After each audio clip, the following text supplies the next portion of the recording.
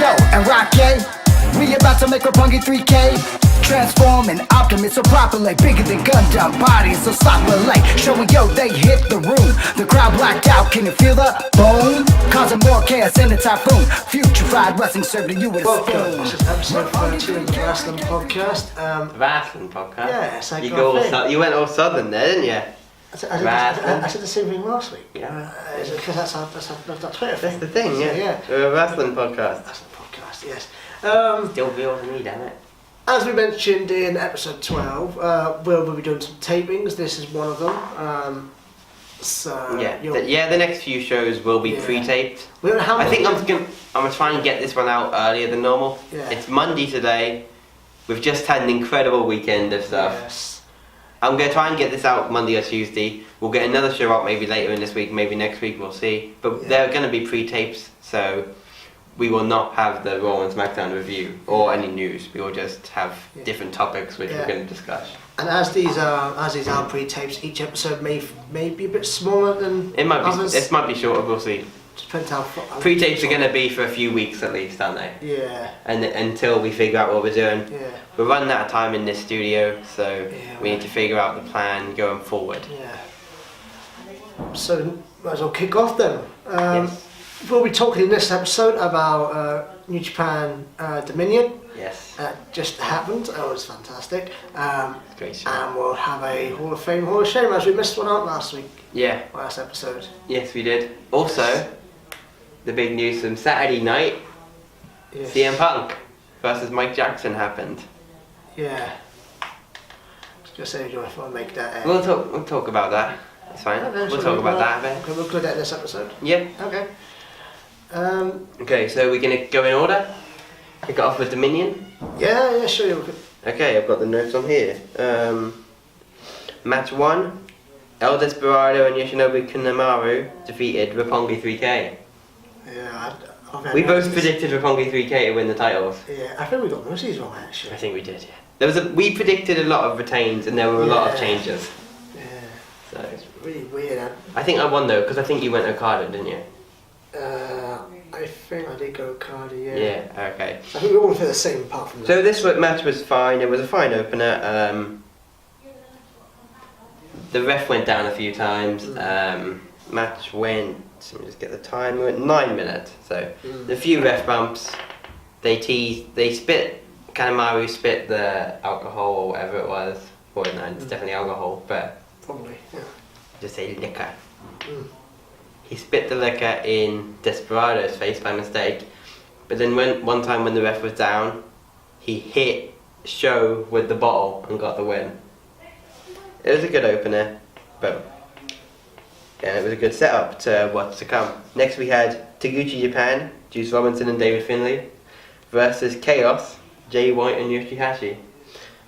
7-minute match. This was just to set up what's going down at the Cow Palace show. They're going for Juice versus Jay White for the US title. So Juice got the pin, and it was alright. Probably the weakest match on the show though. Mainly because didn't have that much time. Next we had a fantastic 8-minute match. Suzuki Gun, Minoru Suzuki and Zack Sabre Jr. Against Tomohiro Ishii and Toru Yano. Zack got the who was it opponents again? Ishii and Yano. Yeah, Zack got the submission victory on Yano. Yes. And then after the match, Ishii attacked Suzuki. And he got. And it was he got the comeback. And then this was one of the greatest post-match balls I think I've ever seen. Fantastic ball, had to get them separated. And you saw how hard they were hitting each other with the forearm. Completely clubbing each other. And I'm so excited for this feud. No. It's gonna be just so. The match was good though. Yano went for the low blow before the finish. Zack actually caught the arm in between his knees. AJ Styles needs to watch that because that would help him a lot. He caught the arm, then he went for a hammerlock, and then got the submission. It's a good match.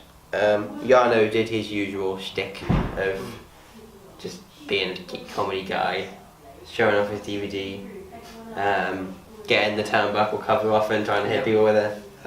It was good. It was a good match. Next we had the three-way for the never openweight title. Michael Elgin won the title. He defeated the champion Hiroki Goto and Taichi. 13-minute match. Can't say I was paying that much attention because I'm not a huge fan of any of the guys in the match. But it seemed good. Elgin really got himself in better shape. He looked like a Ryback. He lost a lot of weight and put it on, and he kept the muscle. And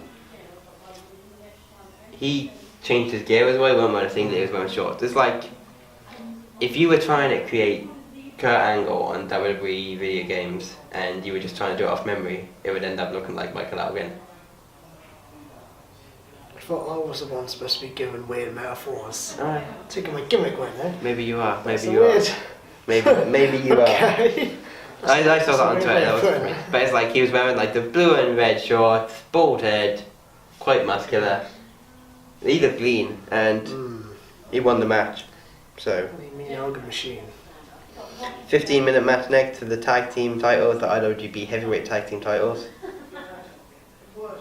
The Young Bucks, in their first match at heavyweight, I believe. I'm about to sneeze.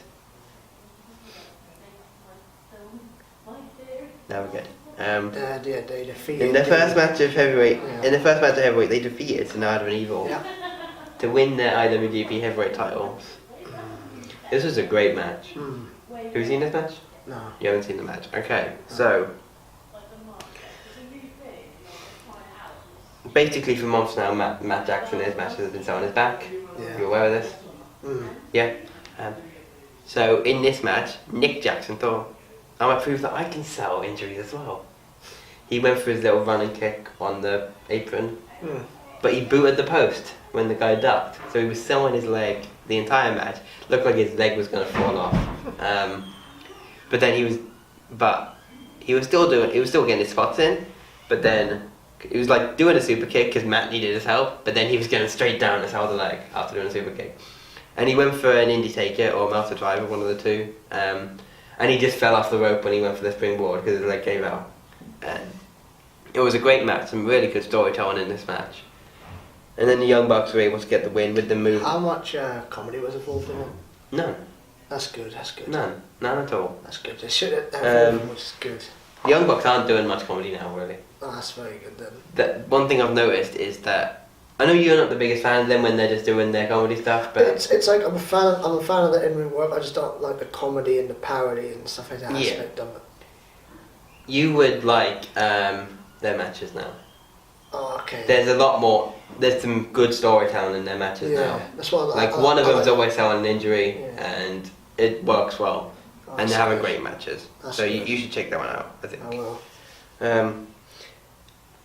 Yeah, and they got the move with more bang for your buck rather than a Melter driver, which is a bit meta, or they stuck with the actual move that made him famous, which is good. Next we have the 6-man tag. Cody, Hangman Page and Marty Scurll versus Hiroshi Tanahashi, Jushin Liger and Rey Mysterio, the Legends team. Also funny, they spelled Rey Mysterio's name wrong on the thing. They put R-A-Y. Oh, yes. Ray. I was scared for It's a Mysterio. I was like, man. Ray? Ray. No, they spelled Ray wrong. Ray is in Ray, yeah. Yeah. Okay. But then you had the Legends team. Everyone, going into this match, you think, oh, the Legends team probably going to win. You got Hangman in there who can take the pin. No. Cody with a crossroads on Liger, I think. Yes, it was Liger. 11-minute match. Cody got the win, setting him up for a top match, which we now know. And I'll get to that in a minute. Why not Tanahashi? Because he beat Ibushi and then who was it recently? He said, I can't remember who he said now. We were talking about why he's challenging him. Yeah. I can't remember. That's right. That's my bad. I was thinking because Tanahashi would be a more like. They could have put him over Tanahashi. Yeah. I think in these 6-man tag matches, a lot of the top guys never get pinned. So. But then you're putting him over Junior, which is kind of weird when you're giving him a heavyweight title match. But it's Liger, so he's a legend. That is true as well. So, but it was a good match. Marty Scurll was just like being like the chicken, and he was just trying to get people to tag in, then tag straight out, not wanting to fight anyone. It was good. Guess you can call him a chicken shoot heel. Yeah. I wasn't gonna say that, but yeah. Next we had the IWGP Junior Heavyweight Title match. Hiromu Takahashi versus Will Ospreay. Just a fantastic match. This is a blow-away match. These guys only had 20 minutes, but it was great, and they didn't land on their heads as much as I thought they would, which I'm happy about, but they still did a few times. There was one spot where Hiromu had Ospreay in the triangle, which he's doing as a finisher now.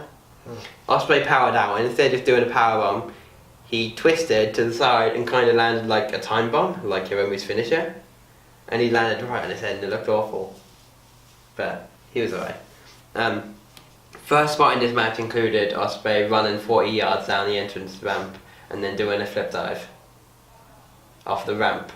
And it was like, oh god. Also, thankfully there was a botch. So Ospreay, just after the dive, pulled up the thing, the mat at the side to expose the floor. Then you're like, oh no, Hiromu's going to do a sunset flip powerbomb on him. Swift, like, you know, sunset flip powerbomb. I know you know, but like over the ropes, they would like do a flip, run, do a flip over, and then so this move is awful to take because the momentum of the guy running at you and doing a flip, there's really no way to protect your head against smashing the floor. So I'm like, oh my god, I hope they're not going to do that on the concrete. That's why when Joey did it to Massive Ciampa at TakeOver, they had a little bit of time to pause before actually then sending them down to the mat. Yeah, but no one's like, oh god, I hope they're not going to do it on the exposed floor. Well, they did, but luckily they missed the floor and got the mat where the mat was like doubled up because they folded it over. And it's like, oh my god, that's so lucky. Because Will Ospreay didn't get a concussion. That's really awkward though, like. We were exposed, it could be more damage. Oh, we're going to make it on the most safest part of the entire arena. No, that was the botch. It was supposed to hit the floor. Yeah, that's what I'm saying. That's what I'm saying. Like, that's what I'm saying. It's awkward for because you do it from the most dangerous part of the arena. And then they ended up land, because it's double safety. Because where they folded it over. Oh god. And it was. That move probably didn't look too much damage. Hiromu got the win with the time bomb. 20 minutes. New IWGP Junior Heavyweight Title. Next we had the Intercontinental Title match. Chris Jericho got the win. Yes. Via Shinsuke Nakamura tactics. This is a great match. No blood. God damn it, man. Naito. Yeah, I've got to get used to Japanese names. I will eventually, but yeah. Fine. I'm here. Yeah, Naito. Yeah, low blow Naito, and then into the code breaker. Yeah. It's a great match. 17-minute match, but it probably went 10 minutes outside before the bell even rang. So, this was a great match. How awkward this must be for WWE right now. 10-time Intercontinental Champion, and he didn't even do it in WWE. Yeah. The double digits. I saw that on Twitter, and I was like, do you count it? That's what I'm thinking. Like, do they count each title reigns in? No. So that shouldn't count. It's not going to count. Unless they eventually do decide to make them count. But. They would, yeah. But then you're like, I don't know, it's to everyone. Because, like, I'm sure Jericho was probably a junior heavyweight champion before, like, 25 years ago. Probably, yeah. Yeah. This will go match. Jericho's character in New Japan is completely different to anything he'd be allowed to do in WWE. He came out like with Clockwork Orange, but like, it's like, oh, it was crazy. And the match was great. There was a couple of nasty looking table spots. DDT on the table where it didn't break. Just the ever evolving faces of Jericho. Jericho was like he just looks different every way. Yeah, but it's like and Jericho, every match in New Japan he looks different. You can't even give Jericho like a distinctive look, like a default look. Not now. Like when you think of Chris Jericho, what Chris Jericho do you think of? Yeah, but it's like, with New Japan, he's doing a different look every single match he has. Yeah. Every time he shows up. So this time he came out with like the face paint on, long hair, hat, just the trousers. And then, yeah. It's like Jericho's. And it's showing his creativity, which he wouldn't be allowed to show in WWE. in the ring, when he's doing a normal match, he's fairly similar. Like, he did all those normal spots. He did lion salt. He did a couple code breakers. Really nice code breaker while Naito was running at him. It looked really good. Yeah. But yeah, match 17 minutes in total, not including the brawl before. And Jericho's your new champion. And he beat down Naito after the match, and then Evil came out to make the save. Yeah. So we're getting Jericho versus Evil now? Probably. They might do it once, and Jericho will beat him, I guess. Well, I'm sure he'll beat him, but they might do it once. It'll probably culminate at Wrestle Kingdom 13. You think Jericho's going to be around that long? Surely he has to now. He's with the title. He doesn't have to be. He could lose it. He could lose it in Cow Palace next week, for all we know. Or in a couple of weeks, whenever that show is. Nah, you don't know. You don't win like that. No, I don't think he will. Honestly, I think Jericho's going to be in the G1, and it's going to be really good. Yeah. I'm sure he could still do it as well, have a match every day. Is Omega or Okada going to be it? Omega won't be because he's the champion. Nah, yeah. But Okada, almost 100% sure Okada's going to be in the G1. Yeah, so we can have like Cody, Okada, yeah. Jericho. And the winner will face Omega at Wrestle Kingdom, assuming he's still the champion. Which I think would be a pretty safe assumption. Yeah. So, we might get Okada versus Jericho. So Kenny's going to walk into Wrestle Kingdom 13 as champion. I would imagine so. But we haven't even gone to that match. So let's get on to that match now. Main event. No time limit. 2 out of 3 falls match. Kenny Omega versus Kazuchika. Oh my god. I missed it. Versus Kazuchika Okada. He won 2-1, obviously. And do you want to talk about this match first, or should I? Yeah, I'll talk about it because I'm Because you've seen much to say, but yeah, this is a really the only match I really watched full in its entirety. I didn't really watch the rest of the show because it went 65 minutes, excluding entrances. Including the 2 minutes in between each fall as well. Yeah, That's something I liked about this. I liked that they were doing that. Well, I think Dorito something similar. Then you get like 30 seconds. Yeah, you So you get 2 minutes. You have to wait to like, stand up and something. Yeah. And, like, Whereas like skip ahead a bit after the second fall when Okada got in with the bombing danger. Okada was down and he was down up 2 minutes, so the ref just rang the bell. Probably it takes away any heel opportunities doing those sort of things. Like if you get heel away, wax him a steel chair to give away a pinfall, a fall. And then pin him twice. Yeah, or pin him once just to get that extra one or something. Yeah. So I love this match. This was a great match. It's already getting so many. A lot of people are saying this is the greatest match they've ever seen. Yeah. Let's break it down.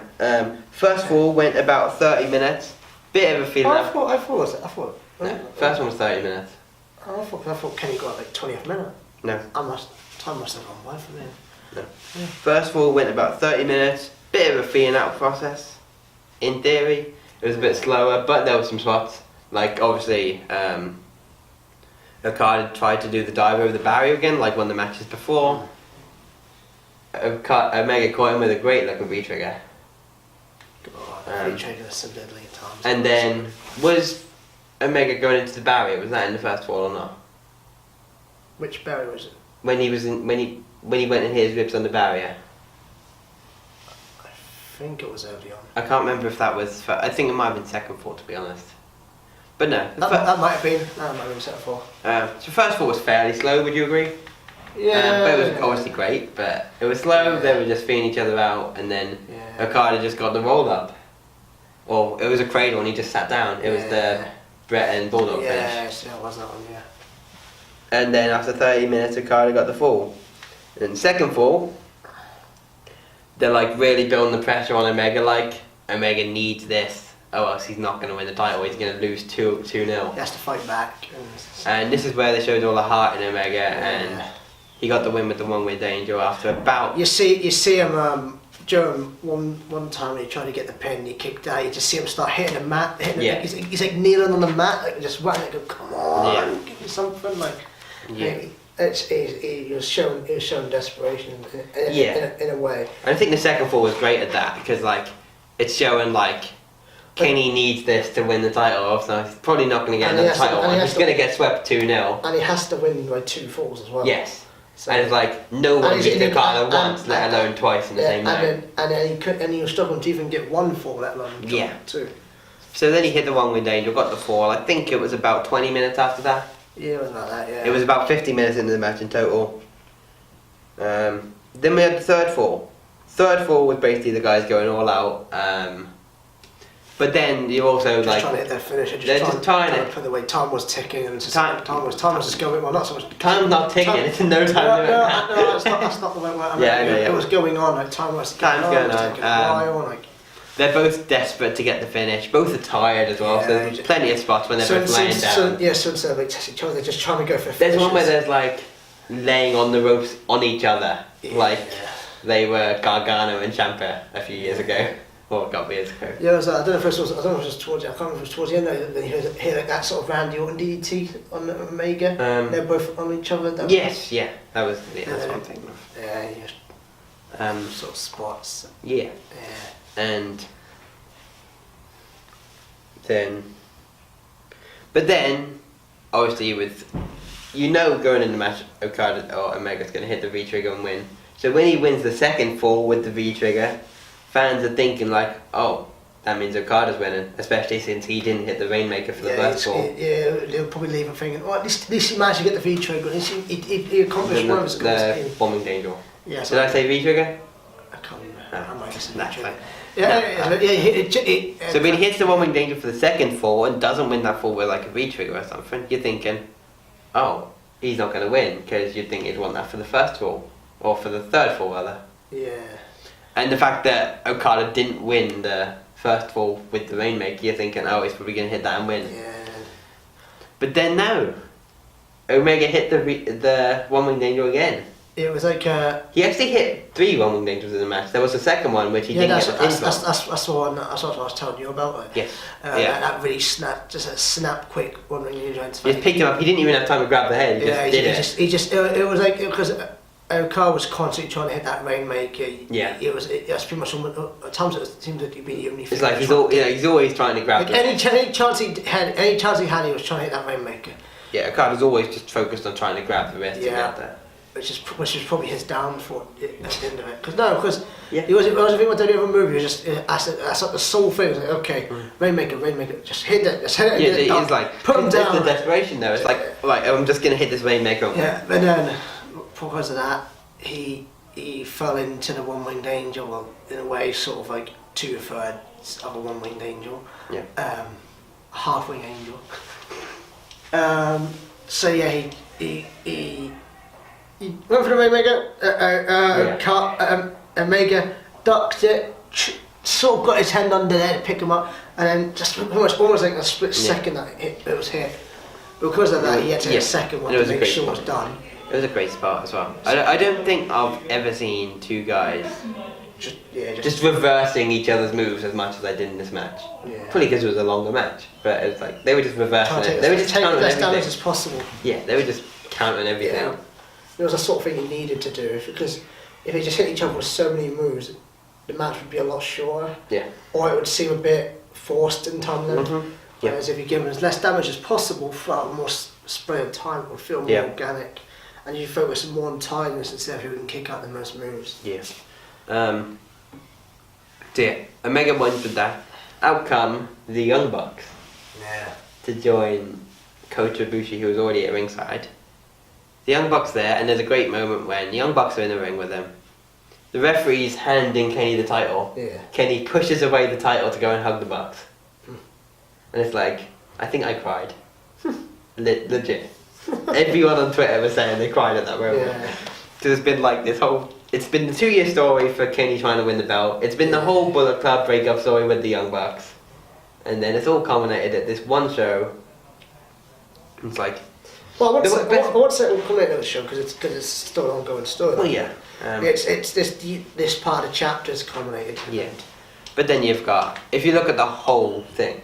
If you look at the whole thing, you've got the two best wrestlers in the world today, who put on their greatest performance in the same match for over an hour to basically end a fantastic trilogy, or 4 matches, the great storyline they've had, and to end probably the greatest title reign in recent You history. don't really get that. And that all happened in one match, which is why this match is, which is why people are saying it's the greatest match yeah, of you all don't, time. you don't really get stuff like that. Even in the past, even your Flairs and Steamboats, Metals Takers and stuff like that, Yeah. you still, it was just like a once in a moment.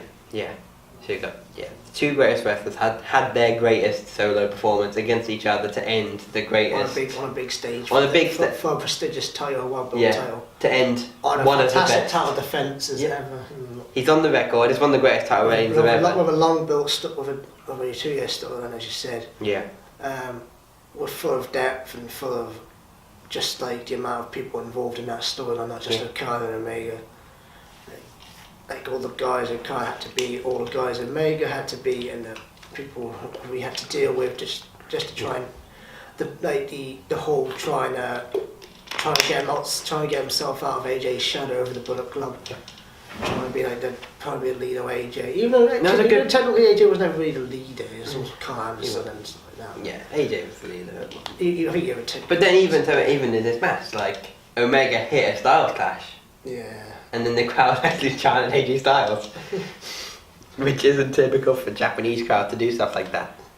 Yeah, this was a really good match. Usually, I don't really watch a lot of Indian stuff like this, but even I could feel that just like even for someone who's never probably watched a single match outside WWE, if anyone decided to watch this match as their first ever match outside of it, you'd still feel it just through their expressions and through the moves and the way they perform. I did love this match. I wouldn't call anyone wrong if they said this was the greatest match of all time. Even if there's anyone that don't feel this is a great match of all time, then all to them. To me, I can't put that label on this match just yet. No, I can't say. Oh, what's better?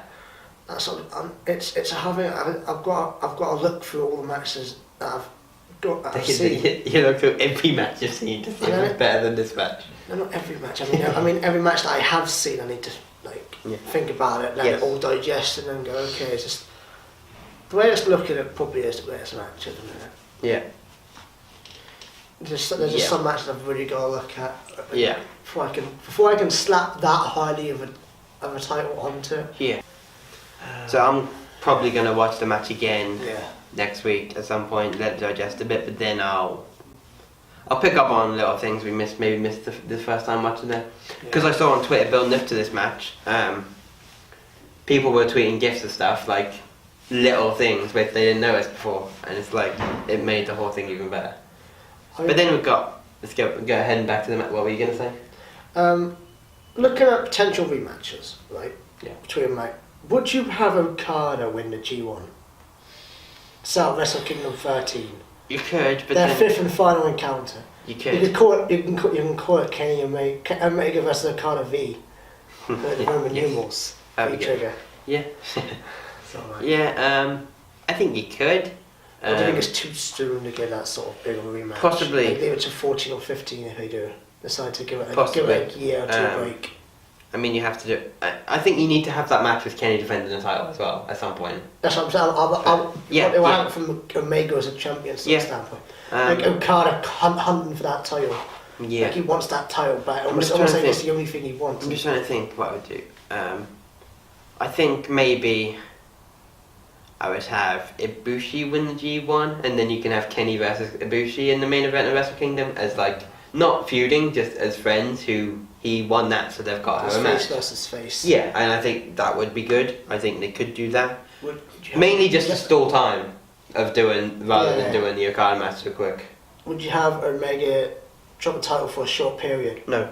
I'd have him beat Ibushi because the whole storyline of them as a team before is Omega. Was always under his shadow, so under him, like, it was always the So Ibushi I'd have him, and it's like Omega was always a fan of Ibushi. He came with DDT, they teamed together, but Ibushi was always the better guy at that time. Why he was in Ring of Honor, he sent like a video to Ibushi saying he wants to fight him or become. How many does he want to fight him? Become a tag team with him. Yeah, it was both. I think he challenged him to a It was fight fight, first, and then became friends and tag team.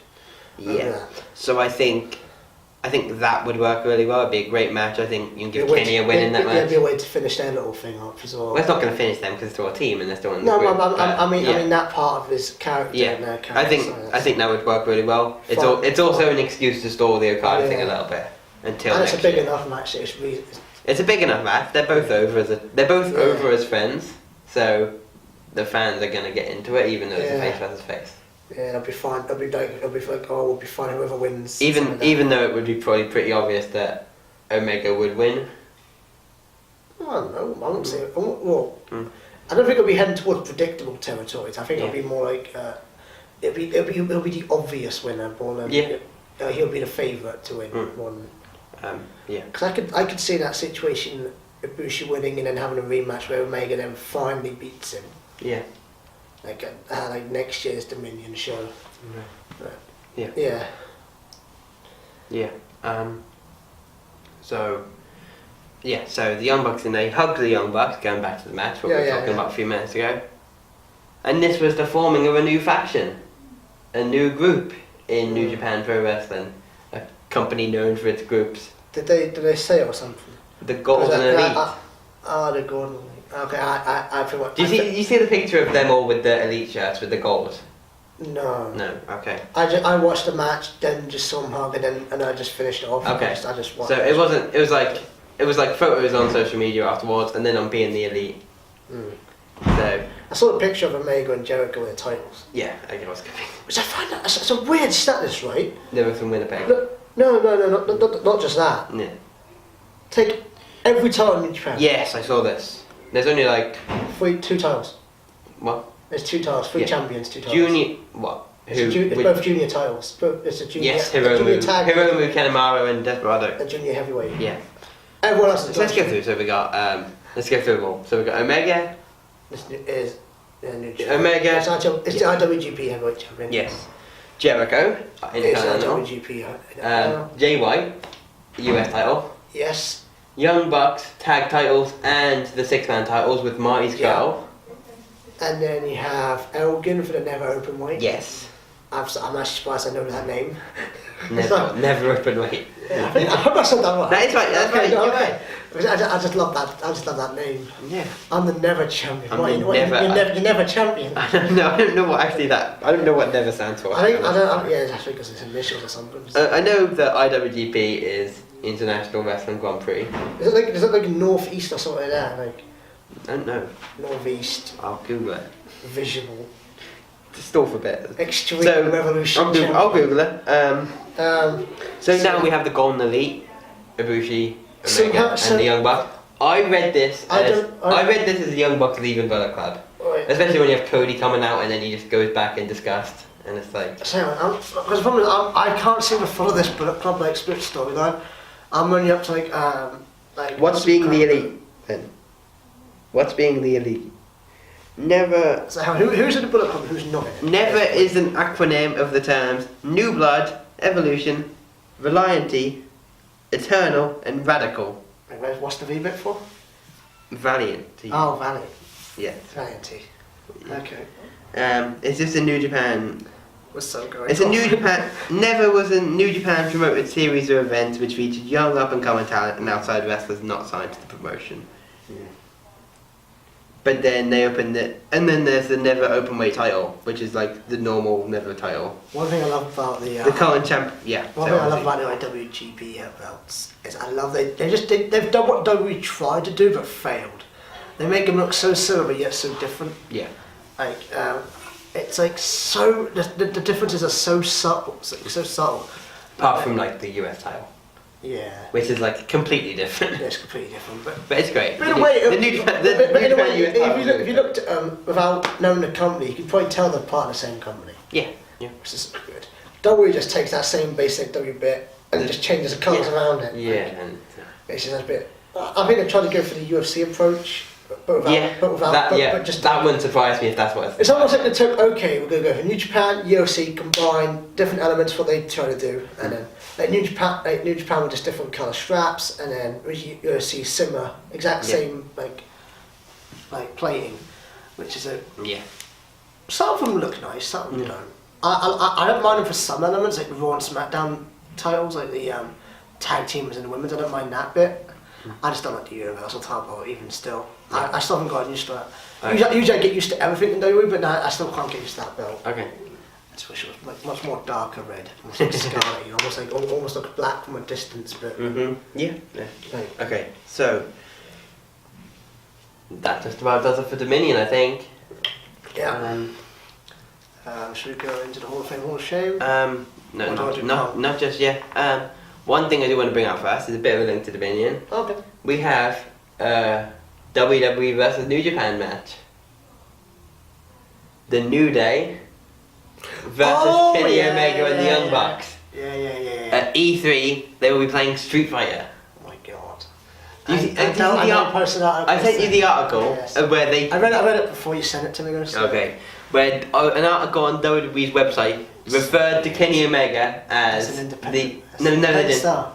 No, they didn't. They did. They changed it. Oh, did they? Oh. They referred to him as the New Japan heavyweight champion. Nice. They changed it. You saw the version before. Yeah. That's interesting. They referred to him as because I'll get it up now. Because when I saw it, Kenny Omega, WWE confirmed. do you see the Young Bucks video about them taking on World Wrestling Federation stars, the New Day? What? So here we go. Yeah. Oh, is this what the New Japan bit? Well. The New Japan side, called World Wrestling Federation. No, that was the Young Bucks doing a video on their own. Oh. They did a video on Twitter saying, like, we've been asked to face the World Wrestling Federation's New Day. So here we go. So read that now. IWGP. New Japan Pro Wrestling Grappler and IWGP Champion Kenny Omega. Grappler? Okay, that's... And then, who would be right? If not, who will the cleaner get to join his side? Oh my god. And then there is an updated version of that, which I'm now going to try to find, Pretty weird, where they mention the Young Bucks. This is weird. Wrestling is weird. I'm not gonna lie. Wrestling is weird right now.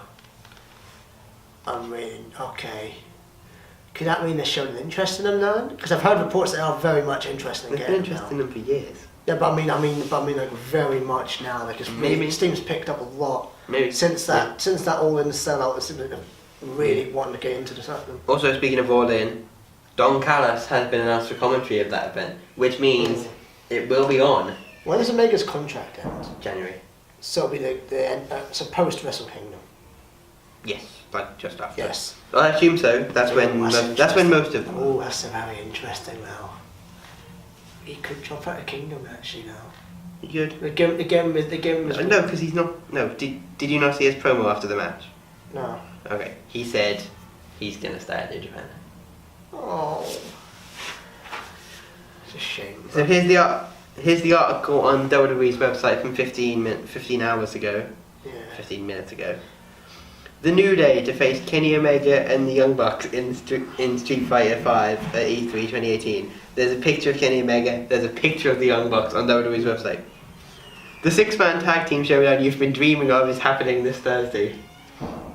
The New Day will collide with the Elite, Kenny Omega and the Young Bucks, in a Street Fighter 5. Elite now. In a Street Fighter... It's got to be updated. And Koga's not there. Koga's not there. Poor Koga.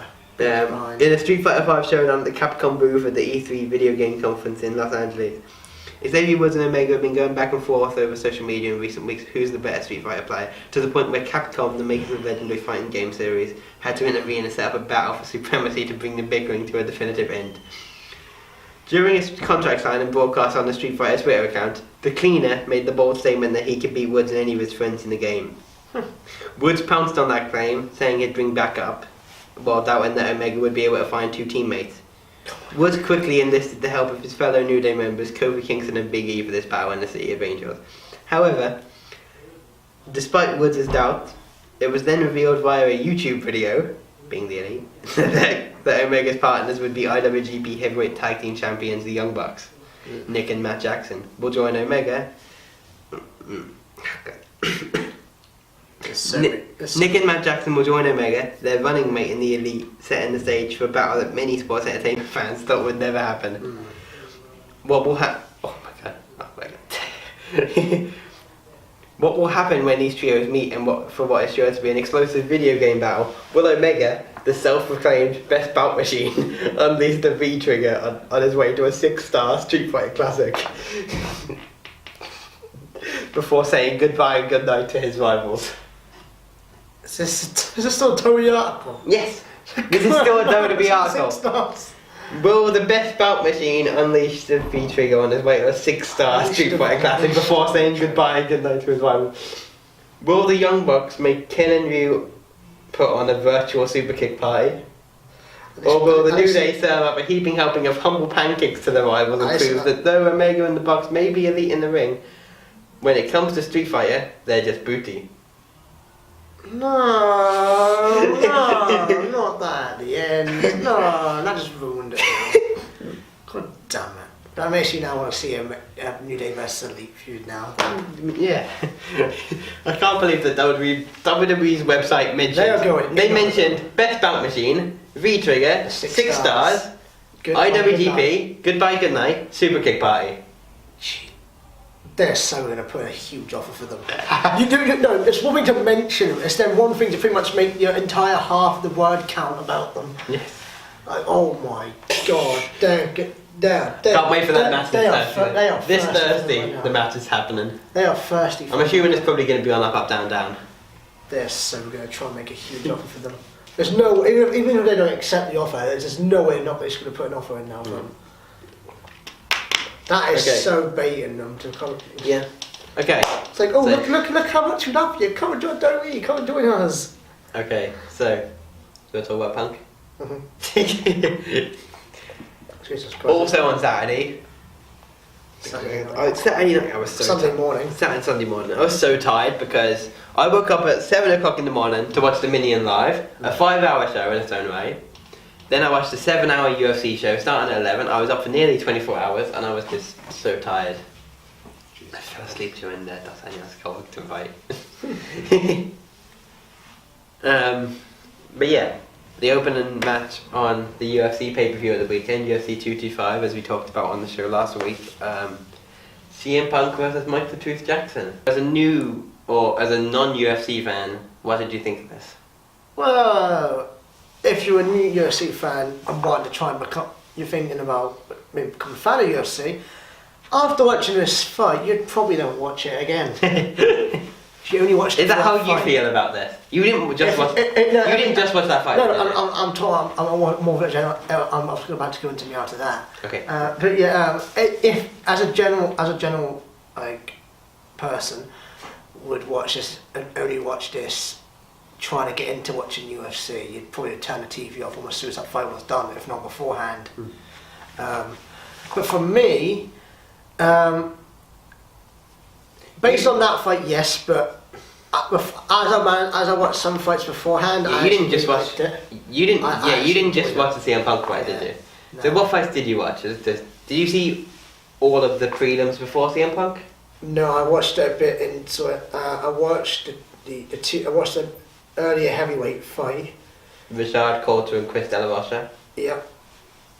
Yeah, De La Rock. And then there's obviously we're not going to go into UFC too much, but you saw it when he was in this corner. Do you see what the cornerman said? For which fight? For that fight. What, for the heavyweight one? Yes. No. Which made all of the commentators laugh. No. You're not going to knock him out. He's a big old Mexican with a big old head. Yes, that's how I know. And then all of the commentators just burst out laughing. God, yes, oh my god.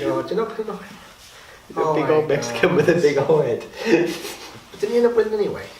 Or was that no, Richard Coulter lost. He gassed out. And he was just on the bottom mount for yes, because he was on the edge of the cage, yeah. After that was the... I think it was a women's fight. Was that the Cody Gadelha and Carlos Father fight? What do you think of that? It was alright, fine. Nothing much into it, so I didn't really get much out of it. Yeah, because you don't know the guys, do you? No. So it's just more like, those sort of fights I wanted to see, like, hard hitting, like just... You just wanted to see good fights and then see a fight, didn't you? And then learn about them afterward, but then like... Yeah.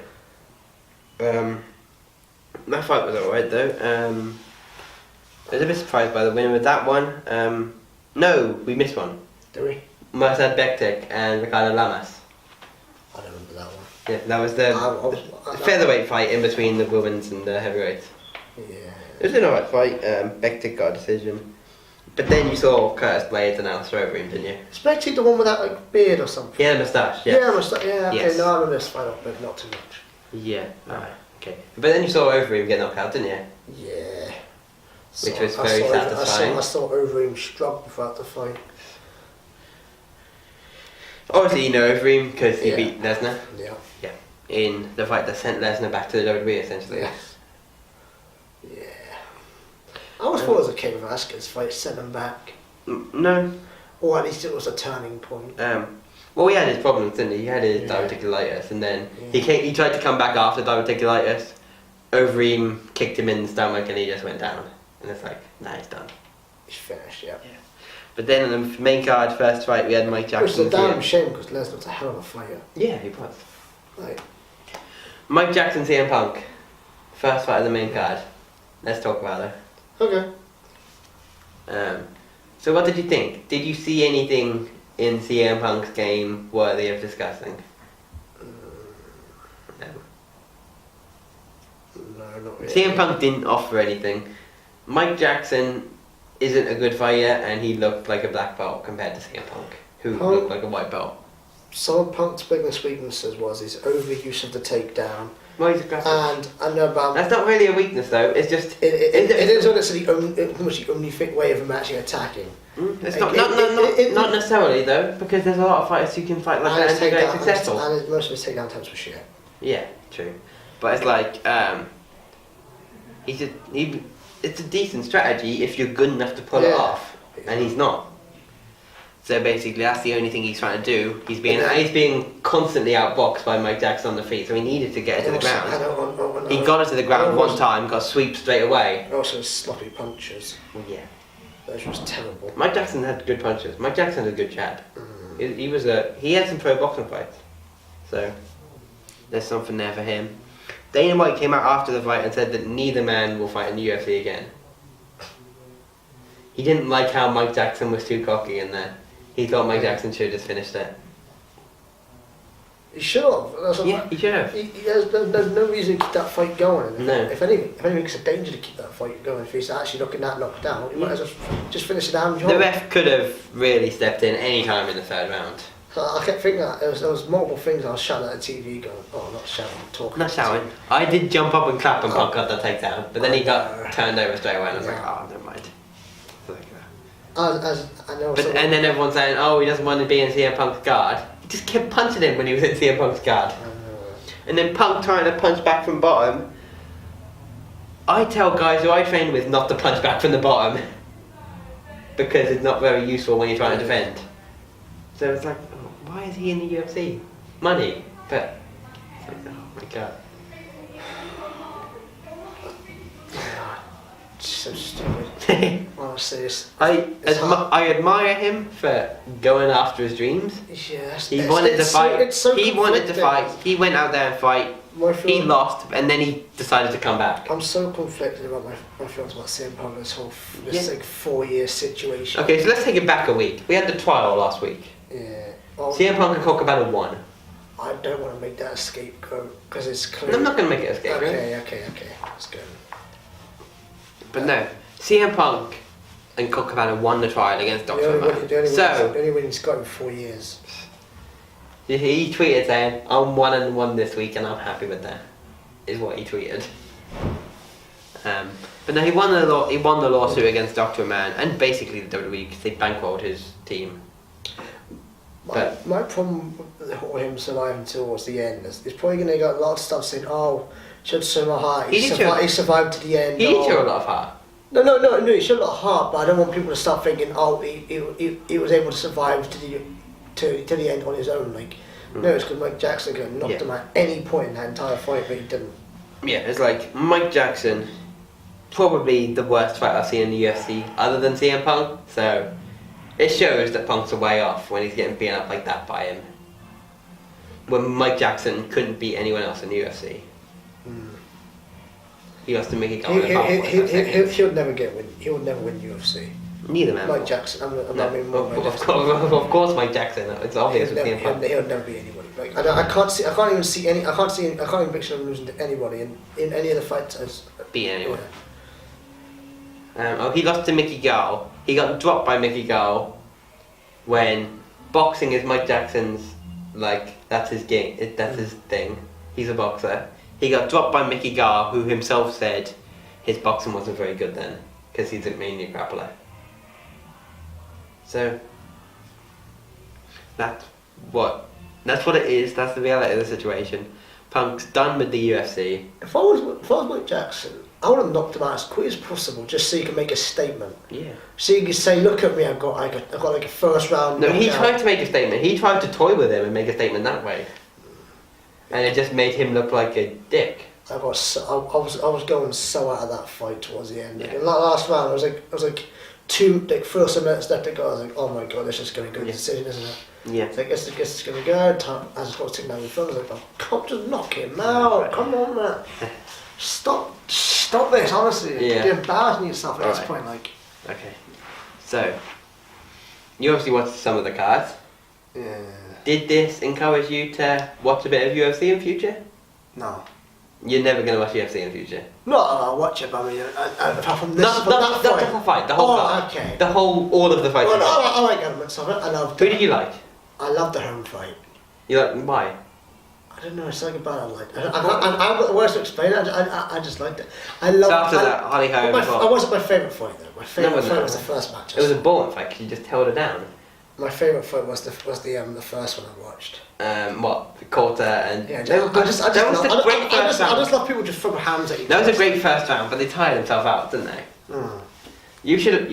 The main event was pretty good. You should watch that one if you get a chance to find it online. Yeah. With your Romero and Robert Whittaker. I just want those that just go blah, blah, blah, blah. Okay. Grapple, takedowns. I will be able to recommend you a lot of fights like that. I watched some like top 10s, like top 5 best fights, and like quick versus adrenaline. Like people would just go at each other. Not people. Let's just move around the octagon. Yeah. Yeah. Like people just go right. We're just gonna hit each other until one of us knocks each other out. The next UFC pay-per-view is it's their biggest show of the year. It's their WrestleMania. It's July the 7th. Will you be watching? Which one? The next one. Next what? UFC pay-per-view. Which UFC? What would it be? 226. Yes. What's the big fight? Stipe Miocic versus Daniel Cormier. Champion versus champion. Ooh. Super fight. And then... non-title? No, it's for the heavyweight title. Cormier used to fight... Cormier's. Miocic is the heavyweight champion. Cormier is the light heavyweight champion. Yes, Cormier used to fight at heavyweight and was undefeated at heavyweight though. That's probably what I'm thinking. He was heavyweight champ. Yeah. Also, in the co-main event, we have Max Holloway versus Brian Ortega for the featherweight title. Oh, he was in the John Jones division, wasn't he? Who? Cormier. Yes, he fought Jones. Yes, that's it. That's what he got. He's the champion of that division now. Jones is gone. Yeah. We have another title fight in the featherweight division as the co-main. We also have Francis Ngannou. Do you know who that is? Yeah, he's the one that hits really, really, really, really, really, really hard. Yes, he is. he's fighting Derek Lewis. He's fighting Derek Lewis. He's the Ivan Drive. He fights Derek Lewis, who also hits really, really, really, really, really, really hard. Oh my god! It's gonna. I hope that'll be a slugfest. This card is worth you watching. There's some great fights on there. So, and even on the prelims as well. It's worth watching that card. I hope they do SJR calls it a slobber knocker. Yeah. And then the UFC pay-per-view card after that, I'm going to be there. But we don't need to get into that now. Because it's a couple months away. Yeah. Okay, so that does it for Dominion. That does it for CM Punk. We've gone on a bit. So the Hall of Fame and Hall of Shame will be back exclusively next week. Yeah. There'll be an exclusive podcast just for that. The next episode, it might not be next week, it might be sooner than that. We'll drop it at some point. But talk about Dominion, talk about Punk, talked a little bit about UFC at the end. A lot of you probably don't care about that, but I think episode 14 will be the World Cup one, because it's closest to the World Cup. Yeah, okay. We said we were going to bring the World Cup. The World Cup will come. It will be this week. So episode 14 will be the World Cup. Episode 15 will be the Hall of Fame, Hall of Shame special. Yeah. And then any more after that, we'll probably do maybe some some lists. Yes, like we will get some. We will get you some content over the summer. Do not worry. Yeah. We'll be in this studio still as well. Hopefully. Yeah. We'll get them done while we're here. If not, it'll probably just be like We will always Yeah. try to get content out. Yeah, there'll be loads of content, don't worry about that. Yeah. We'll be there. Okay. So you can follow us both on Twitter, links in the description. RTSF Productions on Twitter, links in the description. Yep. I think that does it. That is a lot longer than I thought it was going to be. It was a long show. That's We just- talked about that's just- Dominion in that's just detail. start. We talked about Dominion. We talked about Punk. Yeah. It's been a busy weekend. Yes. The weekends do not stop. This Saturday, Money in the Bank. Take over. This Saturday's takeover, sorry. This Sunday. I'm used to UFC pay-per-view. I'm used to everything was on Sunday this weekend. This Sunday, we got Money in the Bank. Yeah. A lot of stuff this week as well. We will need to preview that at some point. Well, actually, Didn't think about that. so much. God damn. Wait for Raw to end. World Cup's this Friday, isn't it? Thursday or Friday, yeah. We can always do Main Bank for episode 14, then episode 15 won't come. Well, we don't need to talk about this on the air, do we? Yeah, true. Well, we can always just cut this out, don't we? Okay. Right, Better so- now, aren't I? Yeah. Okay, so we'll be back. Yeah, so I'll see you whenever we see you. Yeah. Hope you enjoyed the show. As always, give us a like. Yep. Give us a subscribe to the channel if you enjoyed it. There will always be content like this coming out about all the big shows around the world. Yeah. That just about does it. Rob, if you want to sign us out. Yep. I'll see you episode 14.